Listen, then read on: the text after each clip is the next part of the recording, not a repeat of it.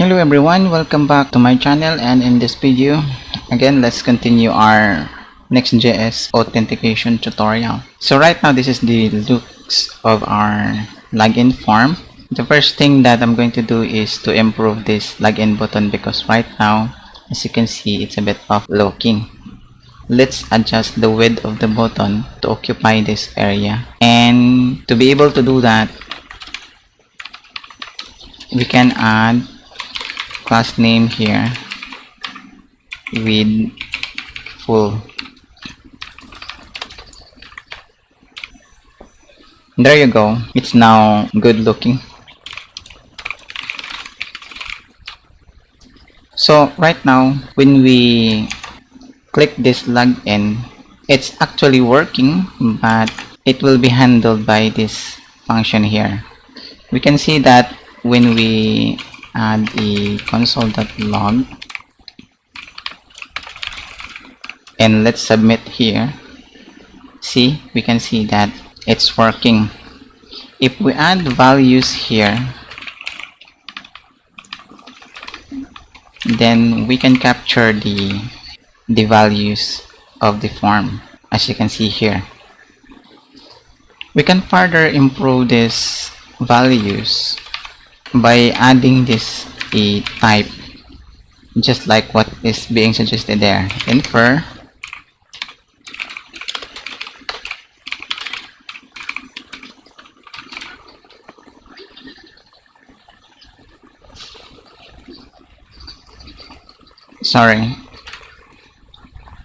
login schema.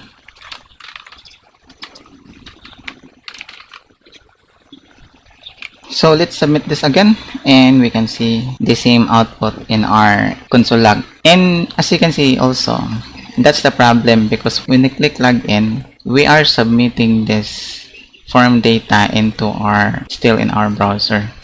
We need this data to be submitted to our server to be processed, so that the server determine if this is a valid email and valid password and allow the user to log in into the system. So to be able to do that, let's create, so let's create a actions directory. Alright, we have done actions, and inside this action, let's create a new file called login.ts, and let's open that file here, and let's define here the constant login function, console log, and let's allow this function also to accept the values, and let's just display here.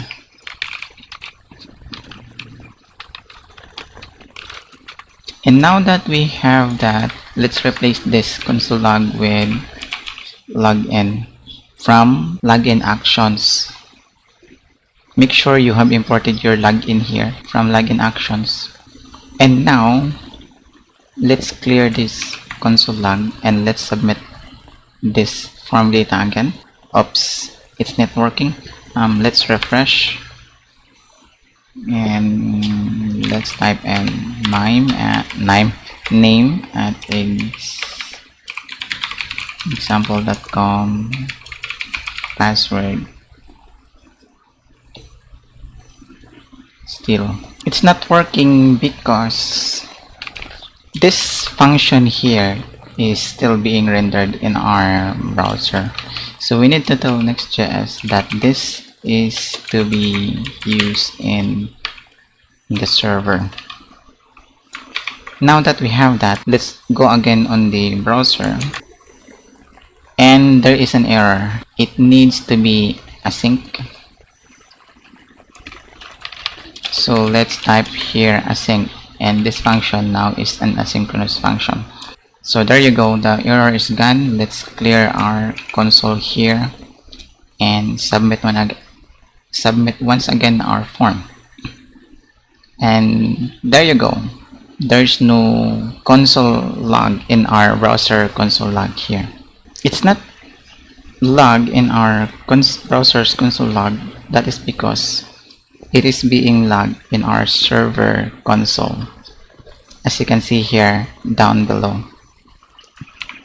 There, it's an email, name, example, password. Now let's, similar to our Z here, let's just copy this one and import that here. And once we have that, then we can assign a type of these values, just like what is being suggested. Type of login schema. And the login schema also needs to be imported. And if we resubmit this again, let's clear the console. Click login, and here back in the server's terminal, we can see again the example.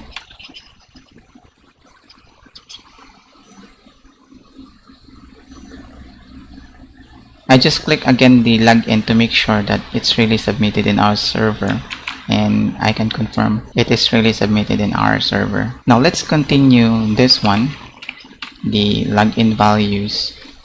The values, it needs to be, this is the values, the form data that was submitted from the form, from the browser. This needs to be validated, so let's declare here, much like that. Instead of result, validated equals login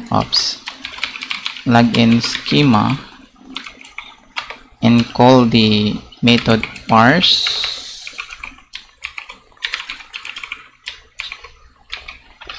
values validated, sorry about the spelling. And using the validated, you can add in F here. If not validated, then we just have to return no. If validated, that success. So if not validated as success, we need to return an object containing the properties something went wrong. And if it's a success, then we can just modify this into success and email sent. But why there is a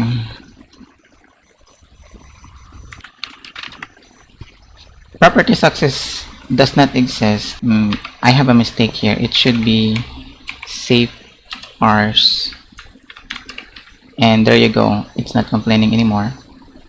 And go back here in our, this is still true, but if we, now the next problem is how we are able to use this error and success. So we need to define here a new component that will display either one of those, and that is form error with a property message. And let's just duplicate that. And the other one is for the success error. And if we look at the browser, of course it will be complaining because this form error and form success does not yet exist as a component. And back here in our components, let's create a new file called form error.tsx.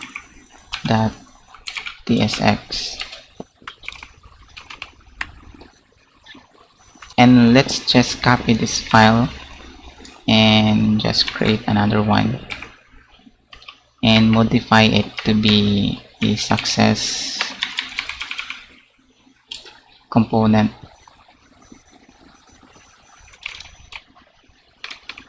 Now let's open this, those file here, form error,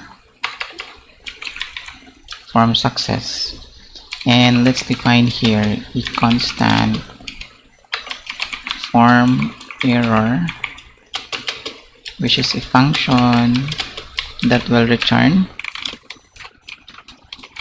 a div that will display the message. This message comes from a message here, message extended to a message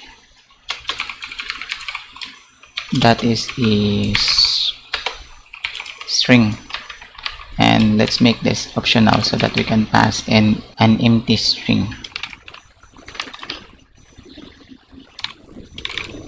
Check icon. Now let's find here a triangle that will serve as an icon. Triangle, exclamation triangle. So here,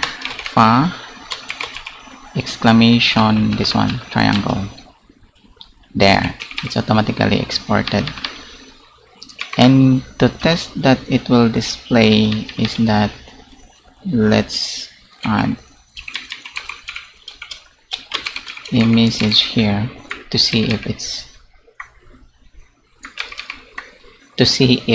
it will be rendered in the browser, but I think not yet for now. So let's remove this one, and let's also export this, import form success. Sorry, this should be form success, and there you go. It will, and back in our browser, there you go, you can see the success message displayed in the form. So we need that a background, let's say a background color, display flex, and have a padding rounded, not rounded, border radius 1 pixel. Well, let's make that rounded and make that wrap. Item center,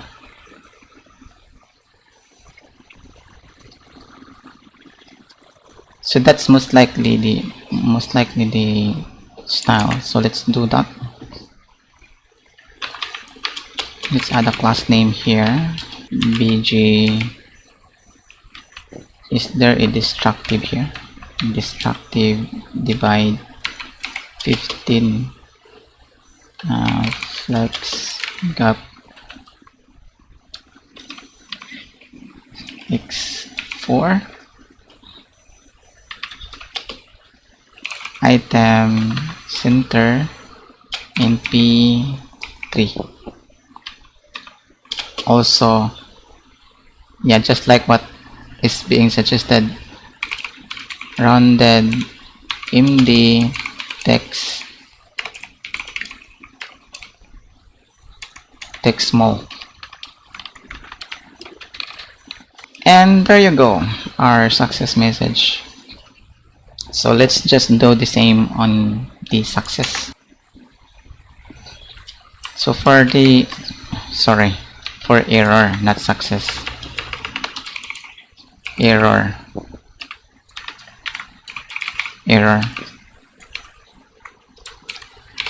form error. Let's just copy this one for form error, and let's change this to emerald 500, emerald 600, and let's find here, sorry, my mistake again, check CI circle check. This is correct already for error. My mistake is in the success. This should be CI circle check.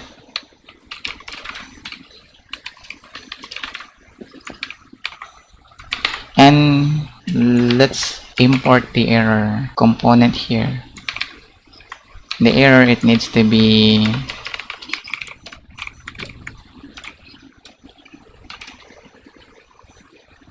from error, just like that.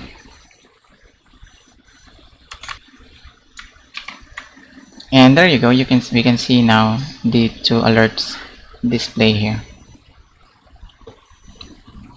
Let's further improve this by pasting it there and make it in interface. That's it.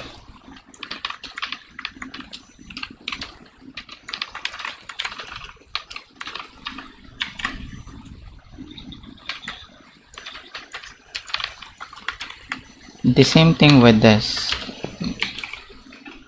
Oh, there you go. Form error props. So form error props, and still as is here. Now that we have already that, we need to use error and success here.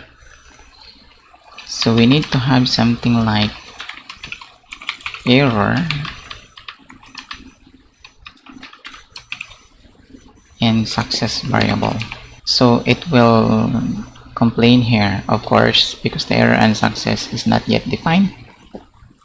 So what we can do is to create a constant error, just like being suggested there.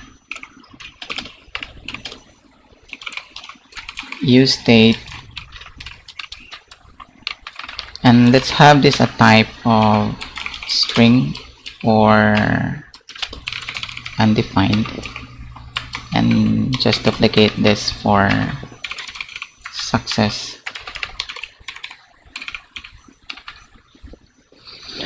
Alright, now that we have that, then here in our function we can just set this one to empty.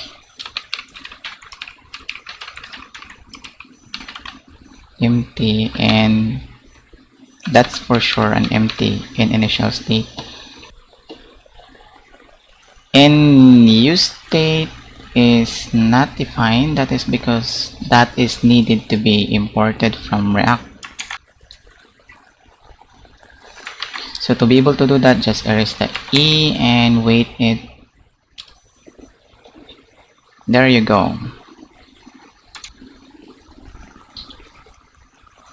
Okay, another problem is that the text just hide, but the alert itself did not. So let's improve this message. If a message is empty, just like what is being suggested there, and then we can control the display of the message. We just have to copy this one and paste it here, and there you go. The alert itself did not show up.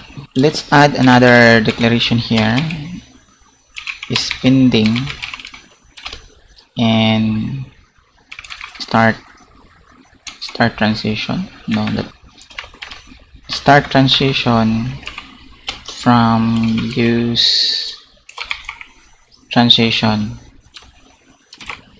Alright, and here when we click the login button, we can set this as disable while the form data is being submitted. And let's just copy that and do the same on other input here in password and button as well. When the user submit the form data, to prevent double submit, we need to disable this. And this one, we need to wrap this with start transition. Start transition is a function that will accept the function, and let's move the login there. Then to capture the return from the login action, this one, the error and the success, we need to capture that here in then res.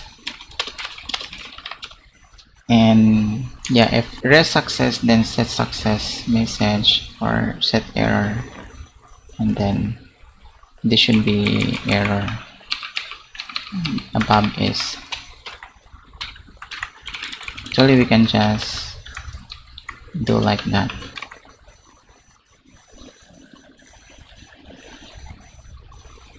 Alright, so now going back in our form, sorry, to be able to test this, we just have to comment this.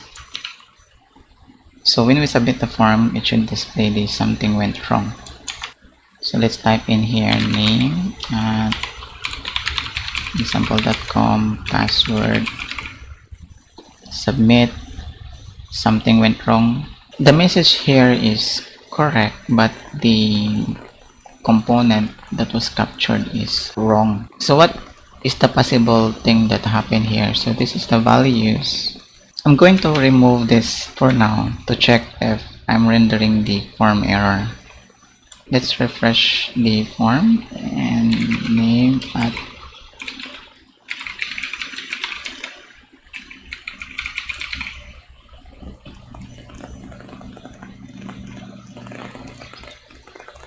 okay, so I know now the problem. It's displaying or using the correct component. It's just that our background is not changed here. This needs to be destructive.